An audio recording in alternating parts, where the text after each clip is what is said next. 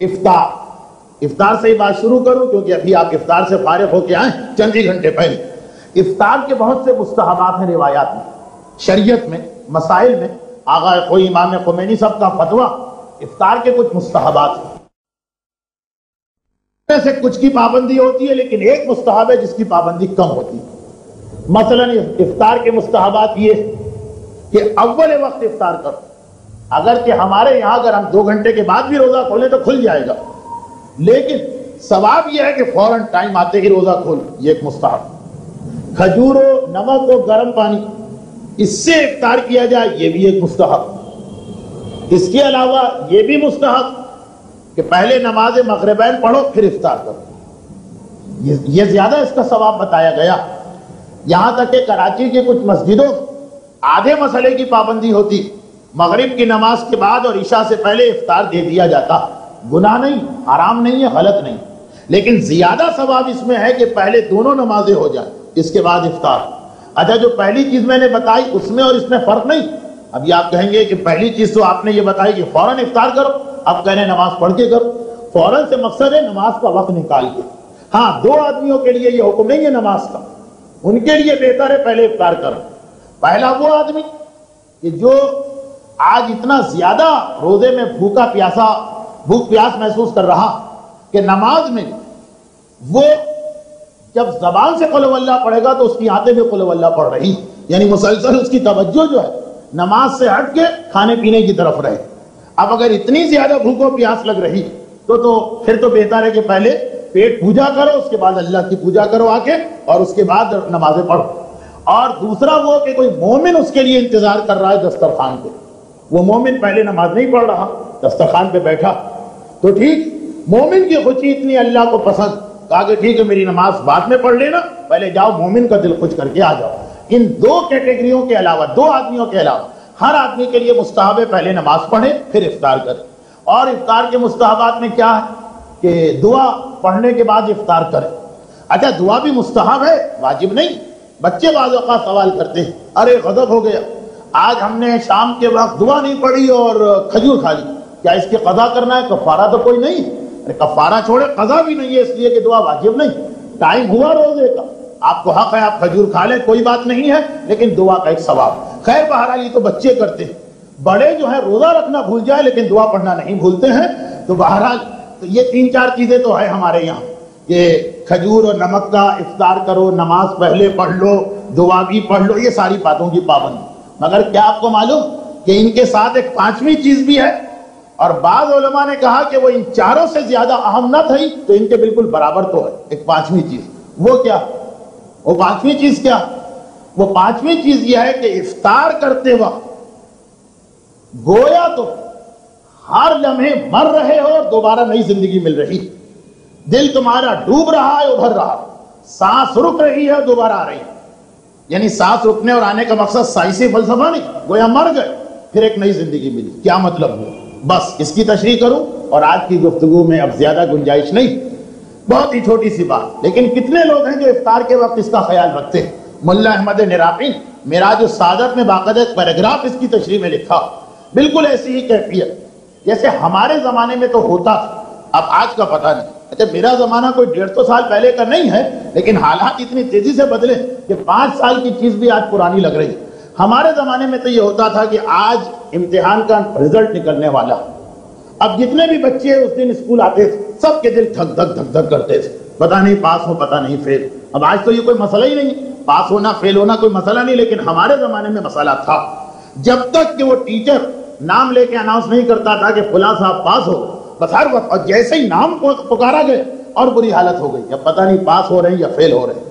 اچھا، اسی طرح ہماری کلاس میں 2-3 لڑکے تھے جن کا آپس میں مقابلہ ہوتا تھا، کبھی یہ فرسٹ کبھی وہ فرسٹ، کبھی یہ فرسٹ کبھی یہ سیکنڈ کبھی وہ سیکنڈ. ان کی حالت اور خراب ہوتی تھی. اتنا تو یقین ہے کہ پاس ہو گئے، لیکن اس سال بھی فرسٹ آئیں گے یا کہیں وہ آگے نہ نکل گیا. یا مثلا انٹر کا یا میٹرک کا رزلٹ نکلا، اخبار لے کے آئے ہیں رول نمبر تلاش کرنا. اب ایک مرتبہ پریشانی، پتہ نہیں نمبر آیا یا نہیں آیا، آیا یا نہیں آیا. کیونکہ ایک زمانے میں اتنے غیرت مند طالب علم تھے کہ جب میٹرک کا رزلٹ نکلتا تو سمندر پہ پولیس کے پہرے لگانا پڑتے تھے کیونکہ خودکشی ہونا شروع ہو جاتی تھی. وہ تو زمانہ گزر گیا، لیکن اتنی غیرت تھی ایک زمانے کے طالب علموں کے پاس. اب پریشان کہ پتہ نہیں نمبر آئے یا نہ، اور اگر نمبر نہیں نکلا تو بے ہوش تک ہو جاتے تھے. یہ تو میری آنکھوں دیکھی بات. یا مثلا ایک آدمی کو بہت ضرورت ہے کسی نوکری، اور ایک نوکری آئی بھی، اس کا اشتہار آیا، بھیج دیا، اس نے درخواست بھیج دی، وہاں سے جواب آ گیا. اب لفافے کے اندر جواب ہے، اوپر تو مہر لگی ہے کہ اسی کمپنی سے آیا ہے یہ جواب، پتہ نہیں درخواست رد کی گئی ہے، پتہ نہیں اپوائنٹمنٹ لیٹر ہے کیا. اب انسان کی عجیب کیفیت، اگر بہت زیادہ محتاج یعنی نوکری نہ ملے تو گویا مر جائے، اتنی غربت ہے اس کے گھر میں، اس کی کیا حالت ہو، کس طرح اس کا دل دھک دھک کرے. یا اسی طرح جو لوگ بہت عادی نہیں لیکن کبھی کبھار جوا کھیل لیتے ہیں، بہت غلط مثال میں دے رہا ہوں لیکن یہ بھی ایک مثال. جو عادی جوا کھیلنے والے ہیں ان کے لیے تو کوئی مسئلہ نہیں، لیکن جو کبھی کبھار کھیلتے ہیں، پرائز باؤنڈ کا نمبر نکل رہا ہے، ریفل ٹکٹ کا نمبر نکل رہا، ایک ممکن ہے کہ ایک مرتبہ میں 5 لاکھ مل جائے، ممکن ہے کہ ایک مرتبہ میں وہ 100 کا ٹکٹ بھی چلا گیا جو ہم خرید کے لائیں. آج نمبر اناؤنس ہو رہے ہیں، عجیب کیفیت ہوتی. غرض یہ کہ اسی طرح کہیں قرعہ پڑ رہا، پتہ نہیں ہمارا نام نکلے یا نام نہ نکلے. آدمی کو جس چیز کی اہمیت پتہ، جس کی وہ اہمیت مانتا، جب اس کا نتیجہ آتا ہے کون کامیاب کون ناکام، عجیب حالت ہوتی ہے دل کی. نبض تیز ہو جاتی ہے، بلڈ پریشر ہائی ہو جاتا ہے، دل دھک دھک کرنے لگتا ہے، چہرے پہ سرخی آ جاتی ہے. یہ تو دنیاوی چیزیں، اور اگر اس میں ہم کو نقصان بھی ہو گیا تو کیا. اب دیکھیے عجیب بات، مستحبات میں سے ہے، چاہے یہ مستحب شرعی نہ ہو، لیکن آداب روزہ میں سے کہ جب آپ افطار کریں تو آپ کی یہی حالت ہو، بلڈ پریشر ہائی ہو رہا، نفس تیز ہو رہی ہے، فاقے کی وجہ سے نہیں، وہ تو بھوک کی وجہ سے کبھی ہو جاتا ہے، اس کی وجہ سے نہیں، رزلٹ نکلنے کی وجہ سے. آخری رمضان کی تاریخ نہیں، ہر روزے کے افطار کے وقت میں نے روزہ رکھا تو ہے، پتہ نہیں خدا نے قبول کیا یا قبول نہیں کیا. یہ کیفیت کہ گویا ہر لمحے سانس رک بھی رہی ہے، پھر نئی زندگی مل رہی، دل کبھی ڈوب رہا ہے، کبھی ابھر رہا، کبھی خیال آتا وہ ارحم الراحمین خدا جو ماں اور باپ سے 70,000 گنا زیادہ ہم سے محبت کرتا، اگر ہم نے کوئی کوتاہی بھی کی ہوگی تو اس نے ہمارا روزہ قبول کر لیا ہوگا. ایک امید آ گئی، ایک مرتبہ چہرے پہ مسکراہٹ آ گئی، ایک مرتبہ دل کی دھڑکن صحیح ہو گئی، مگر فوراً یاد آیا روزہ رکھ کے ہم نے غلطی بھی تو کی ہے، روزہ رکھ کے ہم سے گناہ بھی تو ہوا ہے، روزہ رکھ کے ہم نے اس کی نافرمانی بھی تو کی ہے. ایسا نہ ہو کہ مولا کی حدیث ہم پہ آ رہی ہو کہ سوائے بھوک کے ہمیں کچھ نہ ملا، اتنی قیمتی چیز ہمارے ہاتھ سے نکل گئی، بس فوراً دل ڈوبنے لگا، فوراً جیسے سانس رکنے لگی، فوراً جیسے انسان مرنے لگا. ہر افطار کے وقت انسان کی یہ حالت ہونی چاہیے، ہر افطار کے وقت، کہ ایک طرف یہ امید کہ کتنی ہی غلطیاں کی ہیں خدا یہ روزہ قبول کر لے گا، اور ایک طرف یہ ڈر کہ اگر میرا روزہ یہ قبول نہ ہوا تو میں نے کتنا بڑا اپنا نقصان کر لیا.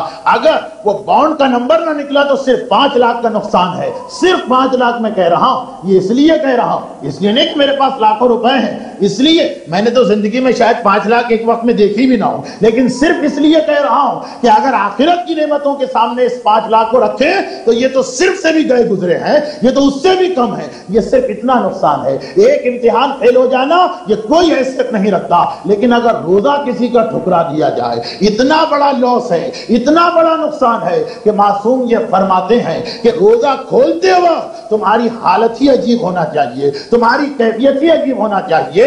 گھر والے دیکھ کے پریشان ہو جائیں اگر ان کے پاس یہ وقت ہو، کیونکہ ان کی بھی تو یہی حالت ہونی چاہیے، وہ بھی تو اسی کیفیت سے گزرنا چاہیے.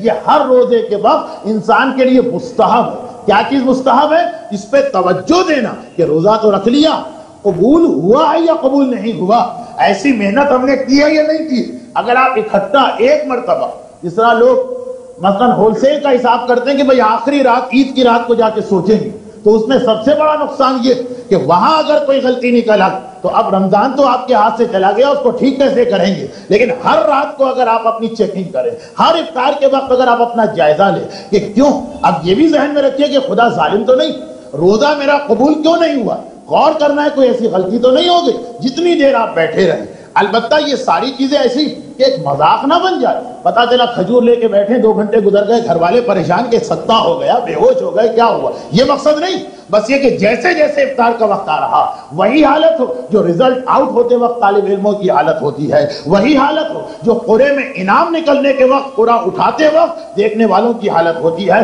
ہر روزے کے وقت اس کا خیال رکھنا ہے، یہ اسلام نے ایک حکم ہم کو دیا۔ ورنہ اس میں آسانی کیا کہ اگر آج کوئی غلطی ہو گئی، کل کا دن ہے، کل کا روزہ، ابھی تو پہلا ہی روزہ گزرا، 29 روزوں کو آپ ٹھیک کر سکتے ہیں۔ چنانچہ ایک حدیث جو عید کے بارے میں ہے، لیکن آج میں پہلے دن کے بارے میں سنا دوں۔ یہ حدیث عید کے بارے میں، امام حسن مجتبی علیہ السلام کہیں سے گزر رہے ہیں، امام کہیں سے گزر رہے ہیں، امام کی نگاہ پڑی، عید کا دن، لوگ بیٹھے ہنس رہے ہیں اور قہقہہ لگا رہے ہیں۔ اچھا، اسلام میں ہنسنے اور قہقہہ لگانے پہ پابندی نہیں، لیکن اگر انسان کا اسٹائل ایسا کہ جیسے وہ عبادتوں کو بھی مذاق میں لے رہا، بہت لائٹلی، کوئی اہمیت ہی نہیں، تو فوراً معصوم ٹوکتے۔ ورنہ جب ایسا مومن جو چیزوں کی اہمیت کو سمجھتا ہے، عبادتوں کی اہمیت، احکام کی اہمیت، پھر تو امام بعض اوقات خود ہنسنے والوں میں شامل۔ ایک نوجوان بیٹھے، عید کا دن ہے اور قہقہے لگا رہے ہیں۔ معصوم نے کہا کہ تمہیں اتنا ہوش کہاں، کیسے تمہارے پاس رہا کہ تم قہقہہ لگا رہے، اتنا ہوش، اتنی سمجھ تمہارے پاس رہی کیسے کہ تم قہقہہ لگا رہے؟ لوگوں نے کہا فرزند رسول، بھئی آج عید کا دن ہے، مہینے بھر کی محنتیں ہم نے کی، آج تو خدا ہمیں اجر دے گا۔ امام نے کہا کہ یاد رکھ، دو ہی حالتیں، یا خدا نے تمہارے روزے قبول کیے یا خدا نے تمہارے روزے رد کر دیے۔ اگر روزے رد کر دیے تو انسان کو ہوش میں نہیں، بے ہوشی کے عالم میں پڑا رہنا چاہیے، اتنا ہوش کہاں کے قہقہے لگاؤ۔ اچھا، یہ بات تو سمجھ میں آ گئی، لیکن اگر خدا نے روزہ قبول کر دیا تو ہنسنا چاہیے؟ امام نے کہا نہیں، پھر بھی ہنسنے کا کام ہوگا۔